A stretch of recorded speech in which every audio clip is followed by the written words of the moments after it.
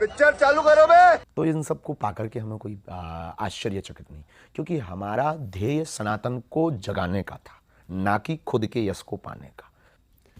लोगों का कहना है कि आप जानबूझकर विवाद पैदा करते हैं अपने बयानों से, क्योंकि उससे लोकप्रियता भी मिलती है, उससे सुर्खियां मिलती हैं, चर्चा में आते हैं। तो यानी ये भी आपने सनातन धर्म के लिए किया। हमारा प्रत्येक जीवन का प्रत्येक लक्ष्य सिर्फ सनातन है, और हम जिएंगे भी इसी के लिए और मरेंगे भी इसी के लिए।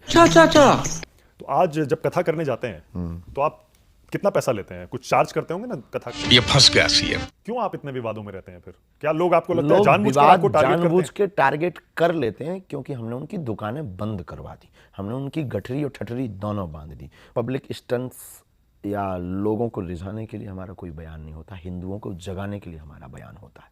बहुत सारे लोग कहते हैं आप जो ये हिंदुओं एकत्रित हो जाओ, इकट्ठे हो जाओ, ये भड़काऊ बयानबाजी आप कर रहे हैं। बहुत सारे लोग कहते हैं आप जो ये हिंदुओं एकत्रित हो जाओ, इकट्ठे हो जाओ, ये भड़काऊ बयानबाजी आप कर रहे हैं। तो दोस्तों फाइनली वीडियो की क्लिप देखकर आप समझ गए होंगे कि आज की वीडियो किस टॉपिक पे होने वाली है।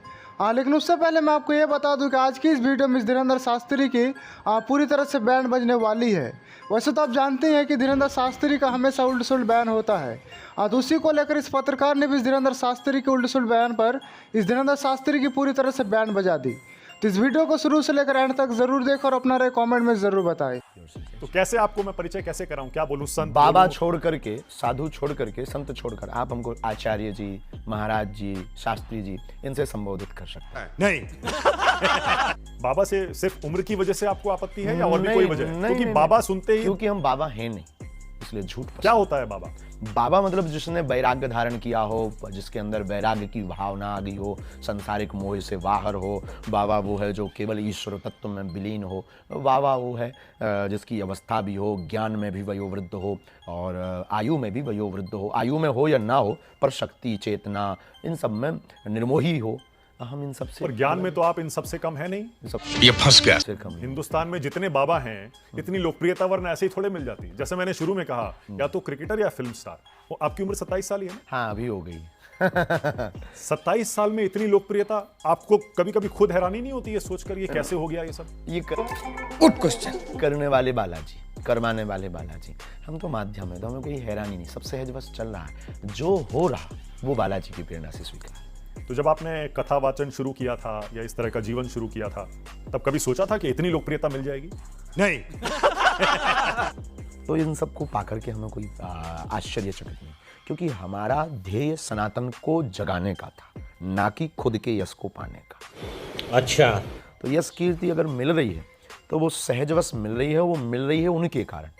हमारा नाम बागेश्वर धाम नहीं है। I am not Bageshwar Dham सरकार, I am only Dhirendra Krishna.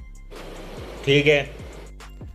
लोगों का कहना है कि आप जानबूझकर विवाद पैदा करते हैं अपने बयानों से, क्योंकि उससे लोकप्रियता भी मिलती है, उससे सुर्खियां मिलती हैं, चर्चा में आते हैं। सही पकड़े हैं। पब्लिक स्टंट्स या लोगों को रिझाने के लिए हमारा कोई बयान नहीं होता, हिंदुओं को जगाने के लिए हमारा बयान होता है। गजब टू विवाद। और हिंदुओं को जगाने का बयान अगर कोई न्यूज़ में आने का मान रहा है, तो हमें लगता है कि ठीक उसकी आंखों में मोतियां बिंद है। क्यों आप इतने विवादों में रहते हैं फिर? क्या लोग आपको लगता है लोग जानबूझकर विवाद आपको टारगेट करते जानबूझ हैं? के टारगेट कर लेते हैं, क्योंकि हमने उनकी दुकानें बंद करवा दी, हमने उनकी गठरी और ठठरी दोनों बांध दी। तो किसकी तरफ इशारा कर रहे हैं आप? हलीउल्लाह वालों की तरह। कौन कौन लोग हैं, कितने लोग हैं, कौन सा वर्ग है ये जो आपको टारगेट करना चाहता है?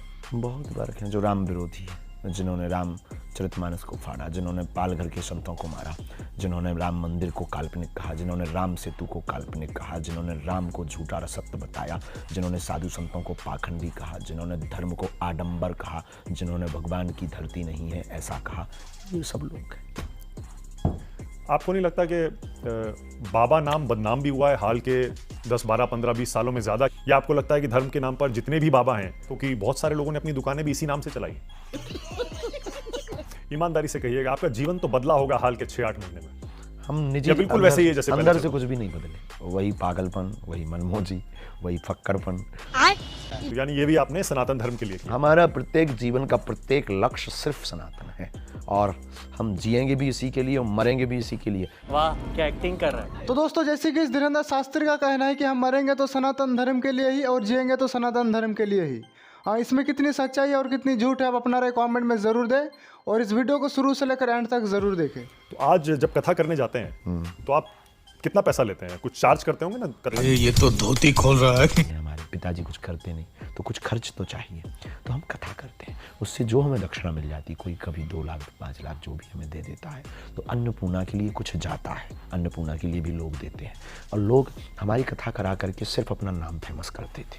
ओके, तो जो लोग आरोप लगाते हैं कि आप ये सिर्फ पैसे के लिए और लोकप्रियता के लिए, टीवी पर आने के लिए, वायरल होने के लिए लोकप्रियता करते तो हैं। हमारी पहले से भी थी, और वायरल हमें कोई बहुत बड़ा धर्मगुरु बनना नहीं, मठ मंदिर हमें बनाना नहीं। मंदिर हमारा जो था वो आज है, थोड़ा मोड़ा सुधार होगा लोगों की व्यवस्थाओं के लिए, थोड़ा सा नवीनीकरण होगा।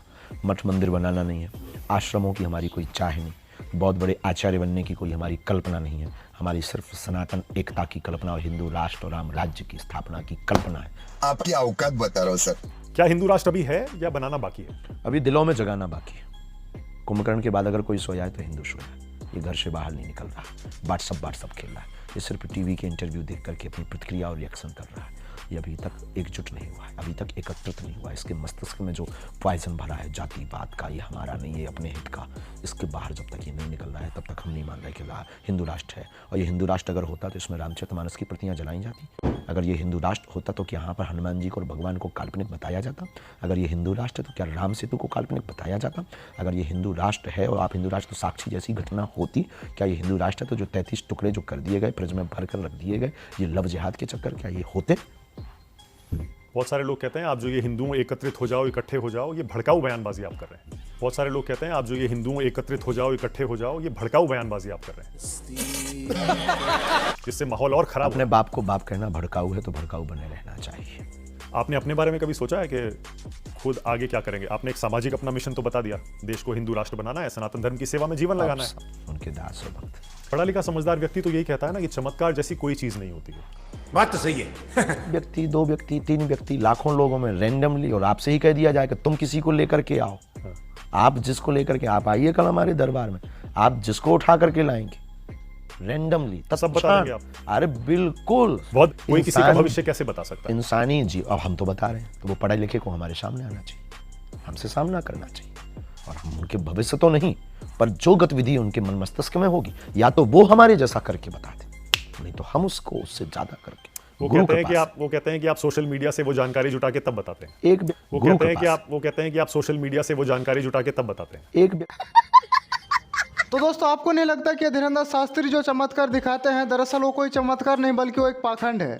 हाँ, ऐसा भी हो सकता है कि धीरेन्द्र शास्त्री की खुद की एक टीम हो जो इनको इन्फॉर्मेशन निकाल कर देता हो, और ये चमत्कार के नाम पर अपने भक्तों को सिर्फ मूर्ख बनाते हैं। खैर, आज के लिए बस इतना ही। वीडियो पसंद आई हो तो वीडियो को लाइक एंड चैनल को जरूर सब्सक्राइब करें, और जल्दी मिलते हैं नेक्स्ट वीडियो के साथ। तब तक के लिए अपना ख्याल रखें। Bye bye.